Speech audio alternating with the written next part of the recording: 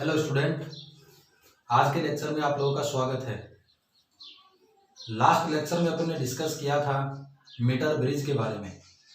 Metre bridge से अपन ने बोला था कि मीटर ब्रिज की हेल्प से हम लोग अननोन रेजिस्टेंस का वैल्यू कैलकुलेट कर सकते हैं। Meter bridge Wheatstone bridge के प्रिंसिपल के ऊपर वर्क करता है और मीटर ब्रिज के अंदर 1 मीटर लंबा मैग्नीन या फिर कॉन्स्टेंटन मटेरियल का यूनिफॉर्म क्रॉस सेक्शनल एरिया के वायर का यूज करते हैं। क्योंकि उस मैग्नीन या फिर कॉन्स्टेंटन वायर का resistance temperature coefficient low and resistivity high होता है। वहाँ से अपन को अननोन रेजिस्टेंस का फॉर्मूला मिला था S is equal to 100 minus L upon में एल इंटू में कैपिटल आर। एस आपका अननोन रेजिस्टेंस, एल था बैलेंसिंग लेंथ और कैपिटल आर था आपका नोन रेजिस्टेंस। आज के इस लेक्चर में अपन डिस्कस करेंगे अबाउट पोटेंशियोमीटर। पोटेंशियोमीटर की अगर बात करें तो पोटेंशियोमीटर भी आपका एक प्रैक्टिकल डिवाइस होता है। पोटेंशियोमीटर एक प्रैक्टिकल डिवाइस होता है। पोटेंशियोमीटर की हेल्प से अपन किसी भी सर्किट में पोटेंशियल डिफरेंस का वैल्यू कैलकुलेट कर सकते हैं। पोटेंशियोमीटर की हेल्प से किसी भी सर्किट के अंदर पोटेंशियल डिफरेंस का वैल्यू कैलकुलेट कर सकते हैं। आप लोगों को पता है कि वोल्टमीटर भी एक इलेक्ट्रिकल डिवाइस होता है और वोल्टमीटर की हेल्प से भी अपन किसी सर्किट के अंदर पोटेंशियल डिफरेंस का वैल्यू कैलकुलेट कर सकते हैं। लेकिन वो वोल्टमीटर से जो वैल्यू कैलकुलेट करेंगे उसमें कुछ ना कुछ एरर होएगा, मतलब वोल्टमीटर एग्जैक्ट 100% वैल्यू नहीं देता है। का वैल्यू एग्जैक्ट कैलकुलेट करना है तो उसके लिए यूज करेंगे अपन पोटेंशियोमीटर का। पोटेंशियोमीटर पोटेंशियल डिफरेंस का एग्जैक्ट वैल्यू कैलकुलेट क्यों करता है? क्योंकि यह सर्किट से किसी भी टाइप का करंट नहीं लेता है। फिर इसके बाद में अगर बात करें कि पोटेंशियोमीटर है वो एग्जैक्ट 100% अगर पोटेंशियल डिफरेंस कैलकुलेट करता है तो इसका मतलब यह क्या करेगा? As a behaves like as an ideal voltmeter की तरह बिहेव करेगा और आइडियल वोल्टमीटर का रेजिस्टेंस इनफाइनाइट होता है। तो इसीलिए बोलेंगे अपन कि पोटेंशियोमीटर का रेजिस्टेंस भी क्या होता है? इनफाइनाइट। क्यों? क्योंकि यह सर्किट से कोई भी करंट नहीं लेता है। कोई भी करंट नहीं लेगा तो इसका रेजिस्टेंस कितना? इनफाइनाइट होता है। बात करते हैं अपन potentiometer by potentiometer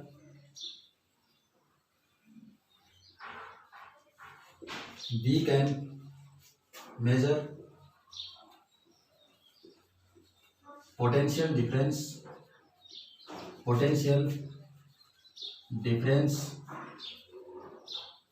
between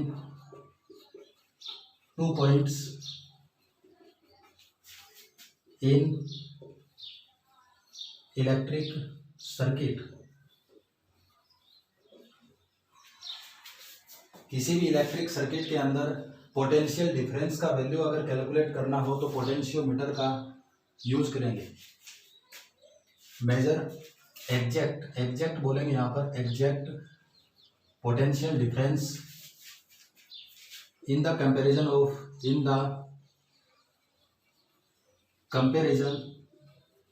of voltmeter के कंपैरिजन में एग्जैक्ट पोटेंशियल डिफरेंस का वैल्यू कैलकुलेट कर सकते हैं। यहाँ पे लिखेंगे इसके बाद में it behaves like an ideal voltmeter. Potentiometer ideal voltmeter की तरह वर्क करता है। इसका रेजिस्टेंस कितना होगा? Its resistance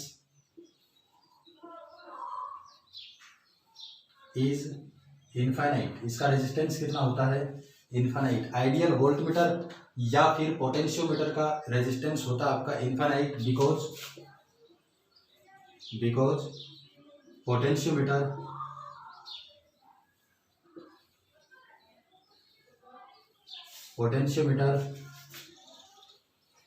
does not take any current from circuit।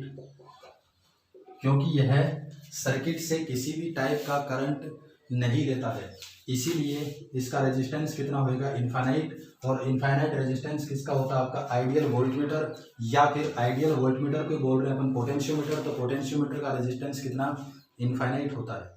फिर इसके बाद में अगर बात करें कि पोटेंशियोमीटर का कंस्ट्रक्शन क्या होगा, पोटेंशियोमीटर के कंस्ट्रक्शन में अपन को बोलना है कि इसमें 10 मीटर लॉन्ग मैग्नीन या फिर कॉन्स्टेंटन मटेरियल का वायर यूज करते हैं। क्यों, क्योंकि इसका टेम्परेचर रेजिस्टेंस, टेम्परेचर कोफिशिएंट लो और रेजिस्टिविटी इसका हाई होता है।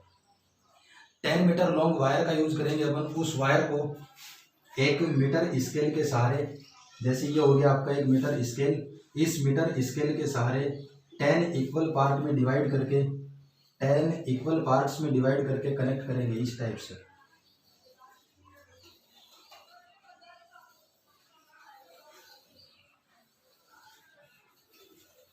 इक्वल पार्ट में डिवाइड करके इसको मीटर स्केल के सहारे कनेक्ट करेंगे। इस मीटर स्केल के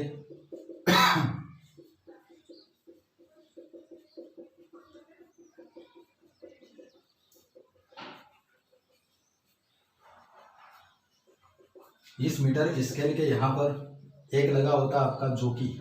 इस जोकी को अपन इस वायर के ऊपर स्लाइड कर सकते हैं, जोकी को वायर के ऊपर स्लाइड कर सकते हैं। फिर इसके बाद में अगर बात करें कि पोटेंशियोमीटर का प्रिंसिपल क्या होता है, पोटेंशियोमीटर के प्रिंसिपल की अगर बात करें,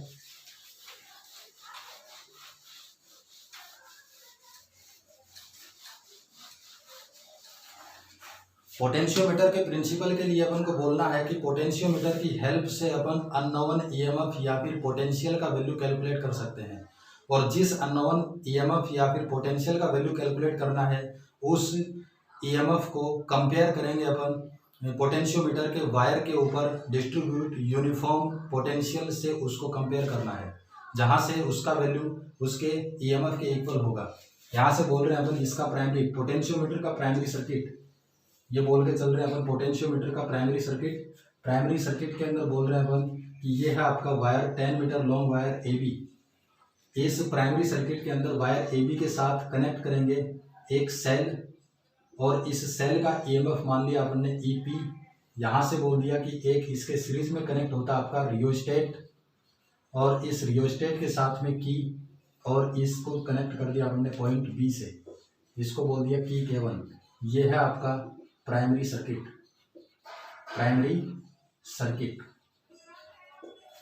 यहाँ पे बात अननोन पोटेंशियल डिफरेंस फाइंड करना है। अननोन पोटेंशियल डिफरेंस या फिर EMF जो फाइंड करना है, उसको जोड़ेंगे अपन सेकेंडरी सर्किट के अंदर, और ये जोड़ दिया सेकेंडरी सर्किट में गैलोमीटर, और गैलोमीटर के साथ में जोड़ दिया अपन ने जोकी J। जिस अननोन EMF का वैल्यू कैलकुलेट करना है, उसको पोटेंशियोमीटर के सेकेंडरी सर्किट में कनेक्ट करेंगे, और इस पोटेंशियोमीटर के सेकेंडरी सर्किट में EMF जो जोड़ा अननोन EMF, इस EMF का वैल्यू आएगा आपका इस पोटेंशियोमीटर के वायर के ऊपर डिस्ट्रीब्यूट यूनिफॉर्म पोटेंशियल के इक्वल होता है। यहाँ से इसके बाद में अगर बात करेंगे कि एक टर्म आता है आपका पोटेंशियल ग्रेडियंट। पोटेंशियल ग्रेडियंट किसको बोलेंगे, पोटेंशियल ग्रेडियंट की अगर बात करें तो पोटेंशियल ग्रेडियंट होता है आपका पोटेंशियल ग्रेडियंट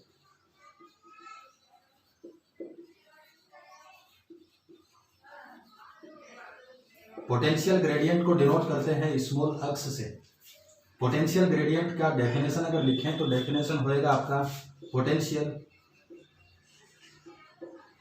या फिर वोल्टेज ड्रॉप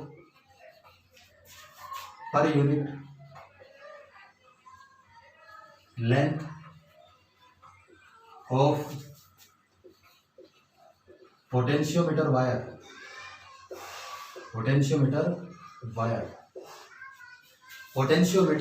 के पर यूनिट लेंथ पर पोटेंशियल ड्रॉप को पोटेंशियल ग्रेडियंट कहा जाता है।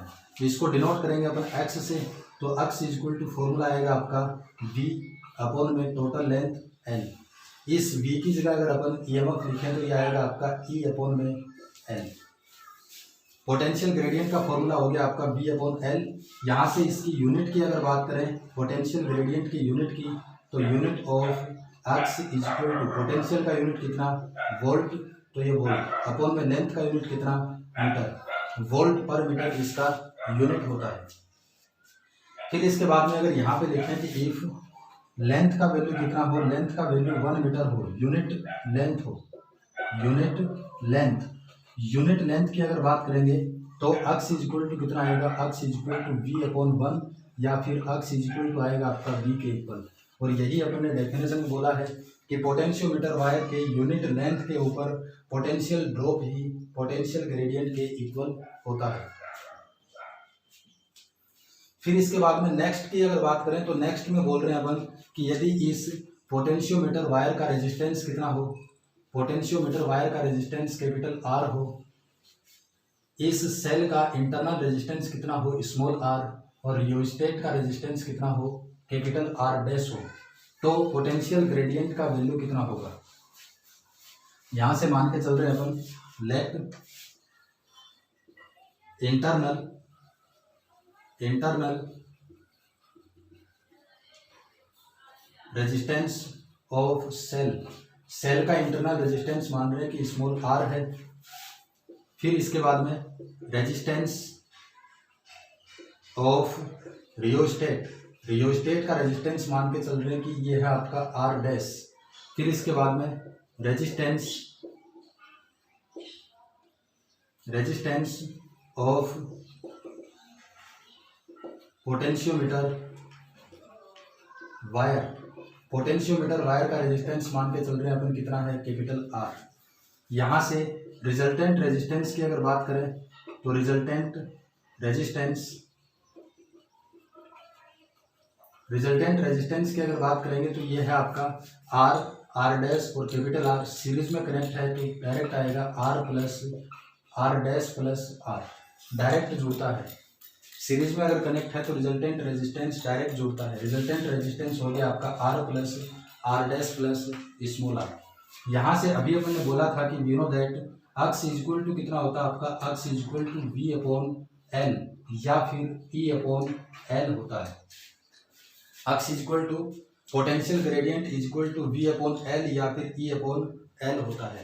यहाँ से मान के चल रहे हैं कि सेल से करंट फ्लो कितना हो रहा है आपका I, इस सेल से करंट फ्लो I है और इस वायर का रेजिस्टेंस कैपिटल R है, तो पोटेंशियोमीटर वायर के अक्रॉस पोटेंशियल डिफरेंस का वैल्यू कितना होगा, तो पोटेंशियल डिफरेंस का वैल्यू आएगा आपका अकॉर्डिंग टू ओम्स लॉ के according V equal to IR या फिर E इक्वल टू IR। ये वैल्यू इसमें पुट करेंगे यहाँ पर तो कितना आएगा, ये हो गया आपका x इक्वल टू हो गया आपका IR अपॉन में L, IR अपॉन में कितना हो गया L। अगर यहाँ पे बात करें कि ये करंट का वैल्यू कितना हो, इससे अगर करंट फ्लो हो रहा है आपका सेल से, तो सेल से करंट का वैल्यू कितना आएगा, तो we know that current I equal to कितना वोल्टेज या फिर इसी को बोल रहे हैं अपन EMF of cell and resultant resistance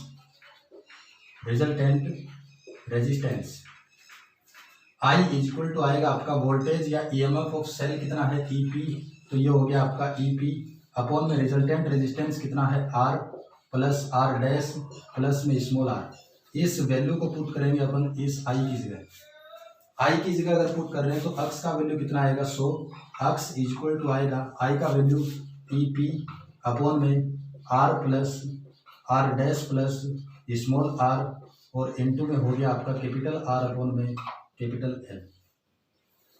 यदि आपको गिवन हो कि इस सेल का इंटरनल रेजिस्टेंस स्मॉल r है, रियोस्टेट का रेजिस्टेंस R डैश है और इस वायर का रेजिस्टेंस कैपिटल R है, तो पोटेंशियल ग्रेडियंट का वैल्यू आएगा आपका x equal to EP upon में R plus R dash plus small r into में R प्लस R अपॉन में L। इस फॉर्मूले से पोटेंशियल ग्रेडियंट का वैल्यू कैलकुलेट करेंगे। फिर इसके बाद में अगर बात करें कि पोटेंशियल ग्रेडियंट किस वैल्यू पर डिपेंड करता है, तो यहाँ से लिख रहे हैं अपन पोटेंशियल ग्रेडियंट किस वैल्यू के ऊपर डिपेंड करेगा, तो we know that X is equal to I R upon L, X is equal to I R upon में एल। यहाँ से अपन को ये भी पता है कि resistance of wire depends on length and cross sectional area, length और क्रॉस सेक्शनल एरिया पे डिपेंड करता है। तो फॉर्मूला मिलता है अपन को R is equal to rho L upon में ए। इस एल को अगर अपॉन में लें तो R upon L is equal to कितना आएगा, रो अपॉन में ए आएगा। इस आर अपॉन एल की जगह पुट करना अपन को ये वैल्यू, तो कितना आएगा यहाँ से पोटेंशियल ग्रेडियंट का वैल्यू आएगा X is equal to I into में रो अपॉन में ए। यहाँ से लिख सकते हैं अपन कि एक्स जो है वो डायरेक्टली प्रोपोर्शनल करंट के, एक्स जो है वो directly proportional resistivity of wire के, और एक्स जो है वो इन्वर्सली प्रोपोर्शनल है cross sectional area of wire के। पोटेंशियल ग्रेडियंट करंट के ऊपर डिपेंड करता है, रेजिस्टिविटी ऑफ मटेरियल मतलब मटेरियल की नेचर के ऊपर डिपेंड करता है, और पोटेंशियल ग्रेडियंट जो है वो आपका क्रॉस सेक्शनल एरिया के ऊपर भी डिपेंड करता है। यहाँ पे ये लिख के चल रहे हैं अपन, इफ यदि आपको ये बोल दे कि if R is equal to zero हो, small R internal resistance of cell zero हो और रियोस्टेट का रेजिस्टेंस आर डैश का वैल्यू भी कितना हो, जीरो हो। यदि स्मॉल आर और आर डैश का वैल्यू जीरो हो तो उस कंडीशन में एक्स जो है वो डिपेंड नहीं करेगा रेजिस्टिविटी के ऊपर और डिपेंड नहीं करेगा क्रॉस सेक्शनल एरिया के ऊपर। यदि आपको स्मॉल आर और आर डैश गिवन हो तो ही डिपेंड करता है रेजिस्टिविटी और क्रॉस सेक्शनल एरिया पर। अगर ये जीरो हो तो पोटेंशियल ग्रेडियंट रेजिस्टिविटी और क्रॉस सेक्शनल एरिया पर डिपेंड नहीं करता है। फिर इसके बाद में नेक्स्ट अगर बात करें, नेक्स्ट की बात करके चलेंगे कि नेक्स्ट की बात करें कि पोटेंशियोमीटर जो है, इस पोटेंशियोमीटर का प्रिकॉशंस कौन कौन सा होता है। प्रिकॉशन की अगर बात करें कि पोटेंशियोमीटर में प्रिकॉशंस कौन कौन से ध्यान में रखने हैं, तो प्रिकॉशन के लिए पहला पॉइंट बोलेंगे कि प्राइमरी सर्किट के अंदर जो सेल जुड़ा है, प्राइमरी सर्किट के अंदर जो सेल जुड़ा है उस सेल का ईएमएफ, प्राइमरी सर्किट में जो सेल जुड़ा है उस सेल का ईएमएफ सेकेंडरी सर्किट में जुड़े सेल के ईएमएफ से हमेशा अधिक होना जरूरी है। जैसे यहाँ पे बोल रहे हैं कि दूसरा सेल जुड़ा आपका प्लस माइनस यहाँ पर, और ये आपका गैल्वेनोमीटर और ये जोड़ दिया जो कि जे। प्राइमरी सर्किट में सेल है आपका ईपी, सेकेंडरी सर्किट में सेल है आपका ई। प्राइमरी सर्किट के सेल का ईएमएफ हमेशा सेकेंडरी सेल के ईएमएफ से अधिक होना जरूरी है। अगर ऐसा नहीं होगा तो उस टाइम पर जॉकी को जैसे ही स्लाइड करेंगे तो नल डिफ्लेक्शन की कंडीशन नहीं मिलेगी। दूसरे प्रिकॉशन की अगर बात करें तो दूसरे प्रिकॉशन में यहाँ से जॉकी को जो स्लाइड कर रहे हैं अपन, नल डिफ्लेक्शन के कंडीशन में बैलेंसिंग लेंथ जो फाइंड करेंगे वो बैलेंसिंग लेंथ हमेशा इस पॉइंट ए से कैलकुलेट करना है। बैलेंसिंग लेंथ को हमेशा पॉइंट ए से कैलकुलेट करना है। फिर इसके बाद में बात करें कि सेकेंडरी सर्किट में जितने भी सेल या फिर कोई इंस्ट्रूमेंट जुड़ा है उन सेल या फिर इंस्ट्रूमेंट के हाई वोल्टेज साइड को या फिर पॉजिटिव टर्मिनल को हमेशा पॉइंट ए से कनेक्ट करेंगे। सेकेंडरी सर्किट में जुड़े इलेक्ट्रिकल इक्विपमेंट्स के पॉजिटिव टर्मिनल को हमेशा पॉइंट ए से कनेक्ट करेंगे। फिर इसके बाद में जॉकी को इस वायर के ऊपर रगड़ कर नहीं चलाएंगे। क्यों? रगड़ के अगर चलाएंगे तो इसका क्रॉस सेक्शनल एरिया चेंज हो सकता है। क्रॉस सेक्शनल एरिया अगर चेंज होगा तो इसका रेजिस्टेंस चेंज हो सकता है। रेजिस्टेंस अगर चेंज होएगा तो इसका पोटेंशियल ग्रेडियंट चेंज होगा। फिर इसके बाद में यहाँ से बोल रहे हैं अपन कि इस वायर के अंदर ज़्यादा टाइम तक करंट फ्लो नहीं करेंगे। अगर ज़्यादा टाइम तक करंट फ्लो करेंगे तो due to heating effect of current इसका रेजिस्टेंस चेंज होगा। रेजिस्टेंस चेंज अगर होगा तो इस वायर का पोटेंशियल ग्रेडियंट चेंज हो सकता है। इसके बाद में बात करते हैं अपन स्टैंडर्डाइजेशन ऑफ पोटेंशियोमीटर। पोटेंशियोमीटर का स्टैंडर्डाइजेशन करना है तो वो प्रोसेस जिसमें पोटेंशियोमीटर के पोटेंशियल ग्रेडियंट का वैल्यू एग्जैक्ट कैलकुलेट कर सकते हैं, वो प्रोसेस जिसकी हेल्प से अपन पोटेंशियोमीटर के वायर का पोटेंशियल ग्रेडियंट एग्जैक्ट कैलकुलेट कर सकें, उस प्रोसेस को स्टैंडर्डाइजेशन ऑफ पोटेंशियोमीटर कहा जाता है। यहाँ से लिखते हैं upon the process by which we can calculate exact value of potential gradient of potentiometer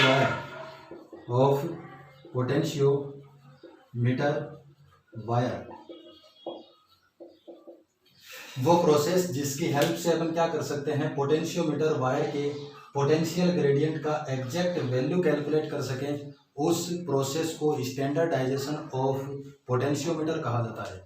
standardisation के लिए अपन को एक स्टैंडर्ड सेल की जरूरत पड़ेगी, और स्टैंडर्ड सेल किसको बोलेंगे अपन, स्टैंडर्ड सेल बोलना आपको वो सेल जिसका ईएमएफ अपन को पता हो और वो ईएमएफ ज़्यादा टाइम तक, लंबे टाइम तक क्या हो, कांस्टेंट रहे, उस सेल को स्टैंडर्ड सेल कहा जाता है।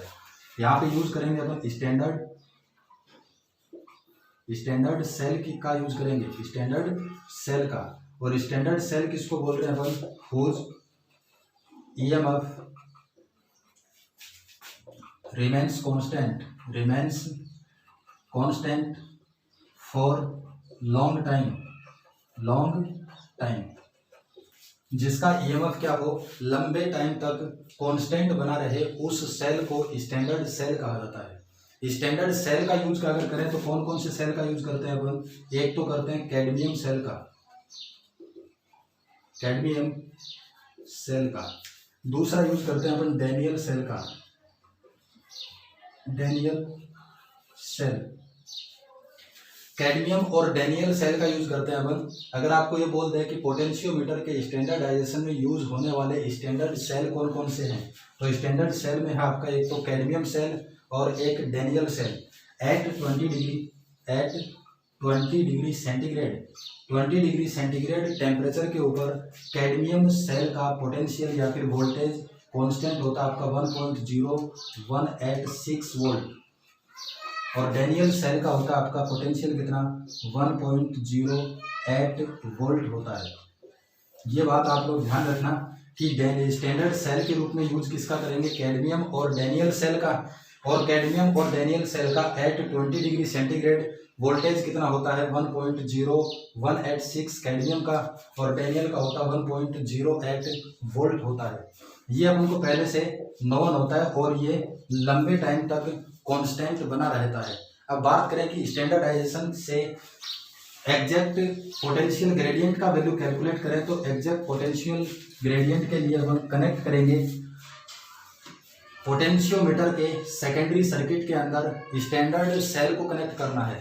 पोटेंशियोमीटर के सेकेंडरी सेल में स्टैंडर्ड सेल को अगर कनेक्ट करें तो उस स्टैंडर्ड सेल का पॉजिटिव टर्मिनल पॉइंट ए के साथ और इस सेल का नेगेटिव टर्मिनल गैल्वेनोमीटर और फिर बाद में जो कि जे के साथ कनेक्ट करेंगे। इस सेल का ईएमएफ बोल रहे हैं अपन, स्टैंडर्ड सेल है आपका, स्टैंडर्ड सेल ईएमएफ अपन को पहले से पता है। करना क्या अपन को ये है कि इस जोकी को स्लाइड करेंगे वायर के ऊपर, जोकी को वायर के ऊपर स्लाइड करेंगे और उस पॉइंट के ऊपर टच करेंगे जिस पॉइंट पर गैल्वेनोमीटर के अंदर कोई भी डिफ्लेक्शन ना हो, मतलब गैल्वेनोमीटर के अंदर नल डिफ्लेक्शन हो। तो मान के चल रहे हैं कि इस पॉइंट सी के ऊपर टच कर दिया, जिसके लिए गैल्वेनोमीटर में कोई भी डिफ्लेक्शन नहीं है, तो पॉइंट ए से सी तक का जो लेंथ है, इस लेंथ को बोलेंगे अपन बैलेंसिंग लेंथ, जिसको डिनोट कर रहे हैं अपन एल से। बैलेंसिंग लेंथ एल से डिनोट कर रहे हैं। अब अपन को पता है कि we know that potential gradient X is equal to कितना होता है आपका वी अपॉन एल, या फिर क्या होता है आपका ई अपॉन में एल, या फिर क्या होता है E upon L. X is equal to अगर बात करें तो एक्स इज इक्वल टू इस स्टैंडर्ड सेल का ईएमएफ अपन को पता है कितना है ई एस, और बैलेंसिंग लेंथ कितना है, बैलेंसिंग लेंथ है आपका एल। तो इस फॉर्मूले से अपन एग्जैक्ट पोटेंशियल ग्रेडियंट का वैल्यू फाइंड कर सकते हैं। फिर इसके बाद में आप लोग ध्यान रखना कि प्राइमरी सर्किट जो है उसका एक बार स्टैंडर्डाइजेशन कर लिया, पोटेंशियोमीटर का अगर एक बार स्टैंडर्डाइजेशन कर लिया तो इस प्राइमरी सर्किट को चेंज नहीं करना है, जो भी चेंजमेंट करना है वो इस सेकेंडरी सर्किट में करेंगे। स्टैंडर्डाइजेशन के लिए अपन ने बोल दिया कि exact value of potential gradient is equal to E S upon L, और इसमें स्टैंडर्ड सेल का यूज करेंगे। स्टैंडर्ड सेल कैडमियम या फिर डेनियल, कैडमियम और डेनियल सेल का 20 डिग्री सेंटीग्रेड के ऊपर पोटेंशियल होता है आपका 1.0186 वोल्ट। And 1.08 volt. आज के लिए बस इतना ही। Thank you.